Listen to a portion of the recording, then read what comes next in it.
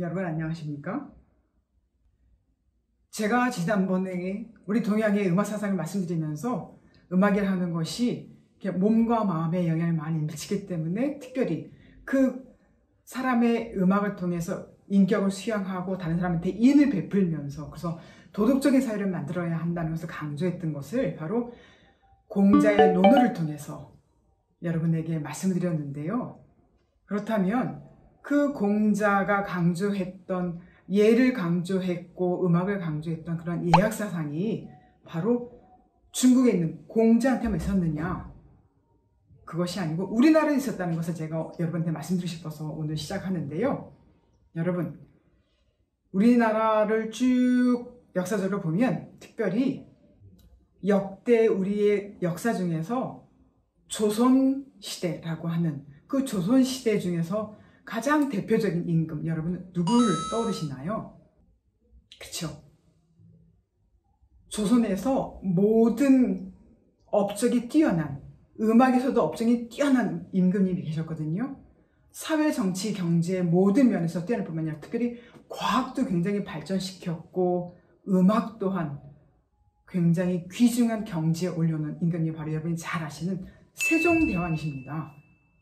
요즘 사람들은 세종대왕 하면은 10,000원짜리 지폐에 나와 있는 그러한 그 초록색의 초록색 10,000원 돈으로만 생각하는 그 세종대왕, 그것이 아니고요. 실은 세종대왕은 우리의 역사적으로 가장 위대한 임금 왕 중에 한 분이라고 우리가 가장 최고의 왕으로 생각하고 있는데 그 세종대왕이 여러 가지 업적을 쭉 세종대왕의 가르침이나 모든 내용을 실질적으로 기록해 놓은 그러한 책들이 있습니다. 그 책을 우리는 세종실록 이렇게 말하는데요. 그 세종실록에 보면 세종대왕의 여러 가지 나라를 다스렸던 백성들한테 베풀고자 했던 그 중심 사상이 나와 있어요. 세종대왕의 그 중심 사상 중에 하나가 바로 가장 중요한 것을 하나만 골라라 하면은 예악 사상이라고 말할 수 있습니다. 세종대왕의 업적을 기록했던 그 세종실록 안에는 그 중심 사상 중에서 예약 사상이라고 하는 것이 어떻게 나왔는지 한번 살펴보고자 하는데요. 여러분, 예악 사상이라 하면 뭐겠습니까? 예. 그렇죠.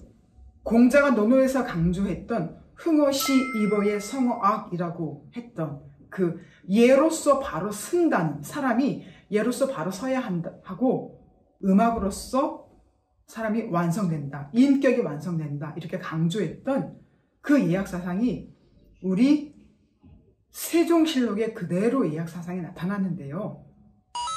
왜 나타났을까요? 곰곰이 생각해 보니까 임금이 먼저 되면 임금이 되기 이전에 어릴 때부터 사대부 집안에서는 사서삼경, 그래서 여러 가지 사람들이 어린 나이일 때부터 공부를 자기의 수양을 위해서 공부를 했을 거 아닙니까?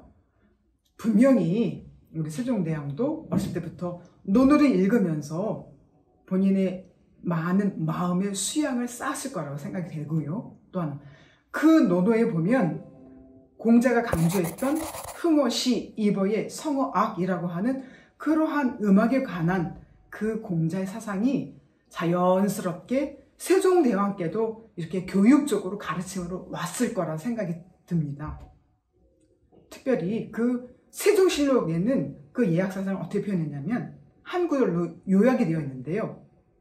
바로 예라고 하는 것은 예자 천지지서야 악자 천지지화야 라고 하는 그런 구절이 있는데요.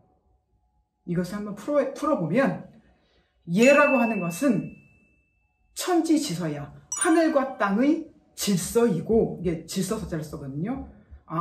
예라고 하는 것은 하늘과 땅의 질서를 지키는 것이 바로 예이고, 그 다음에는 악자천지지화야, 음악이라고 하는 것은 하늘과 땅을 조화롭게 하는 것이다 라고 이렇게 분명하게 예악 사상을 나타내고 있거든요. 제가 그 구절을 딱 보면서 이것은 세종실록에 이렇게 예약사상이 나타났다는 것은 세종대왕이 나라를 다스릴 때, 백성을 다스릴 때 그 중심 사상으로 예약사상을 강조했다는 것을 우리가 분명히 알 수 있는 것이지요. 결국 그것은 임금으로서 나라를 다스릴 때 정치, 경제, 사회, 문화 모든 면에서 이 예약 사상을 중심 사상을 했다는 거하고 똑같은 말이 되는 것입니다. 왜냐하면 예자천지지서야 악자천지지화야 라고 하는 그 구절을 한번 우리가 훑어보면요, 예라고 하는 것은 하늘과 땅의 질서이고, 여러분 하늘과 땅이 무엇입니까? 한의학적으로 본다면 바로 하늘은 양이고 땅은 음이라고 하는 것을 우리가 분명히 알고 있고요. 그 하늘과 땅의 질서를 세우는 것, 그 하늘과 땅의 질서를 지키는 것, 이것이 바로 예이다 라고 하는 거예요. 이것을 우리의 하나의 사회 안에 끌어들여 보면 집안에서도 왜 아버지와 아들의 예를 지켜야 하는 것이고, 또 집안에서 부부, 아버지는 위고 엄마는 아래다 이런 뜻이 아니고요. 아버지는 아버지로서의 예가 있고 또 엄마는 엄마로서의 예를 지켜야 한다는 것이죠. 그 예가 바로 질서를 지켜야 하는, 자기의 직분을 바르게 잘하는 것, 그것이 바로 예를 지키는 것이고, 그 예를 바르게 지키는 것이 바로 한 가정의 질서를 지키는 것이죠. 아버지는 아버지로서의 예가 있고 자녀는 자녀로서의 예를 지켜야 하는 것이죠. 부모님에 대한 예를 지키고, 이것이 바로 그 집안의 질서를 세우는 일이 되는 것이다 라는 그러한 말도 되는 거예요.